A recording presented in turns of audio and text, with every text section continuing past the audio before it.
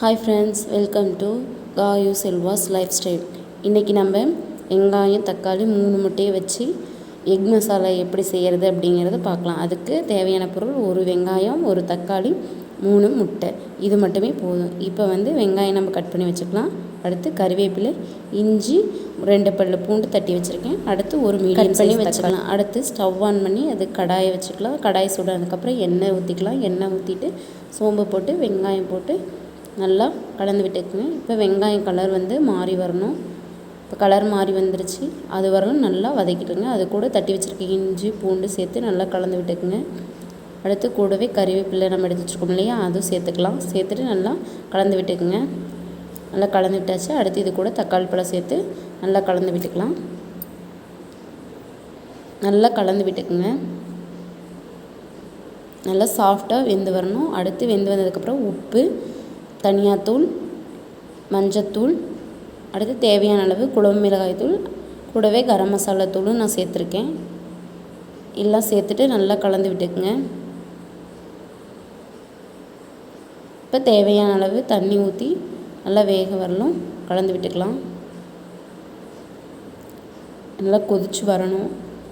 லைட்டாக எண்ணெய் பிரிஞ்சு வர அளவுக்கு நல்லா கலந்து விட்டுட்டு இருங்க, இல்லைன்னா அடி பிடிச்சிக்கும்.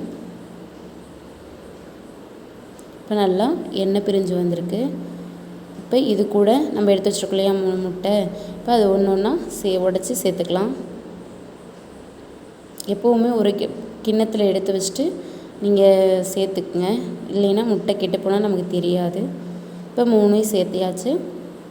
நல்லா லோ ஃப்ளேம் அடுப்பை வச்சுட்டு நல்லா வெந்து வரலும் அப்படியே வச்சுருங்க. இப்போ ஓரளவுக்கு நல்லா வெந்துருச்சு. இப்போ அடுத்து ஒவ்வொன்றா திருப்பி போட்டுக்கலாம்.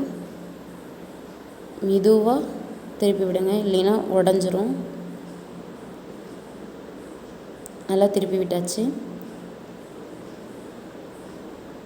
இப்போ நம்ம அப்பப்போ நல்லா கிளறி விட்டுக்குங்க, இல்லை அப்படின்னா அடி பிடிச்சிக்கும். மெதுவாகவே கலந்து விட்டுக்குங்க. நல்லா கலந்து விட்டாச்சு. இதே மாதிரி ஒரு 2-3 டைம் நல்லா கலந்து விட்டுங்க. அடுப்பு லோ ஃப்ளேமில் தான் இருக்கணும். இப்போ கலந்து விட்டாச்சு. அவ்வளோதான். ஸ்டவ் ஆஃப் பண்ணிட்டு எடுத்து வச்சுருக்க புதினா கொத்தமல்லி சேர்த்து நல்லா கலந்து விட்டுருங்க. அவ்வளோதான், சுவையான சூடான எக் மசாலா ரெடி. இது செய்கிறதுக்கு ஒரு தக்காளி, ஒரு வெங்காயம், 3 முட்டை இருந்தால் போதும்.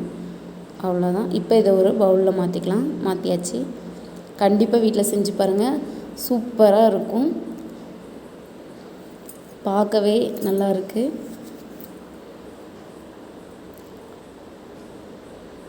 உங்கள் வீட்டில் இருக்க எல்லாத்துக்குமே கண்டிப்பாக இது பிடிக்கும். எல்லாருமே சாப்பிடுவாங்க. இது சப்பாத்தி, பூரி, தோசை எல்லாத்துக்கும் வச்சு சாப்பிட்டுக்கலாம்.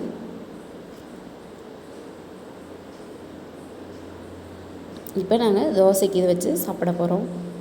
உண்மையாலுமே இது ரொம்ப சூப்பராக இருக்குது. இப்போ இது எப்படி இருக்குன்னு டேஸ்ட் பண்ணிக்கலாம்.